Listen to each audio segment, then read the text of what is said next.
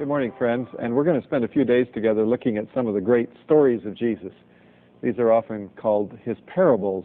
Parable is actually a word from the Greek language, which is a combination of two words, balo, which means ball or to throw, and para, meaning alongside. And Jesus told stories to throw alongside great truth he wanted to communicate. We're looking especially right now at Luke chapter 15. There's three great stories that Jesus tells about things that are lost: a lost sheep, a lost coin, and a lost son. And we introduced it yesterday by talking a little bit about a family that was in Southern California that had close relatives in the church I pastored, the Bradbury family. Laura, at the age of 3, was lost in the Joshua Tree Desert and was never found. And I mentioned that if she were alive today, she'd be in her mid-20s, would have been raised by other people, and would not know her true identity. Jesus talks about the lost in Luke chapter 15. It's a term that, for those who may not be familiar with the Gospels or with Christian terminology, may seem at first rather offensive, because we talk about without Jesus Christ, we're in this world, we're lost, and we need salvation, or we need to be saved. Jesus paints lostness in terms of, first of all, the story of the lost sheep. He says there was a shepherd who had 100 sheep.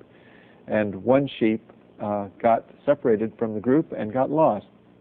And the shepherd, the good shepherd, left the 99 in the sheepfold and went and searched until he had found the one lost sheep. And then he brought it back and he said, "Rejoice with me, for this sheep which was lost is found."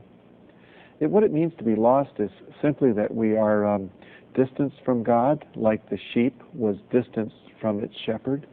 It means we are really ignorant of God or unknowledgeable of God. Just as Laura Bradbury would not know who her true parents are, so to be lost is to be a person who is separated from what Jesus Christ came to do for us in life, to not have a knowledge of what it is that he came to offer. And it's to be unlike God, distanced from God, unlike God, and separated from God. But the great news of the gospel is that Jesus Christ values us so much. If the shepherd in his story rejoiced over the one sheep who was found, so also the good shepherd, our Lord Jesus Christ, rejoices when we have come to him. There are different ways to be lost. We're going to look a little bit at this tomorrow, but simply note here that the sheep was lost through its own carelessness.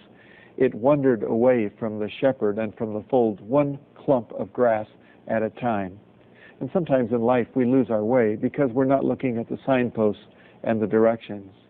But no matter how we become lost, Jesus Christ, our good shepherd, is out searching for you today. He searches for everyone who is separated from him because he wants joy in his house for finding us to be in relationship with him.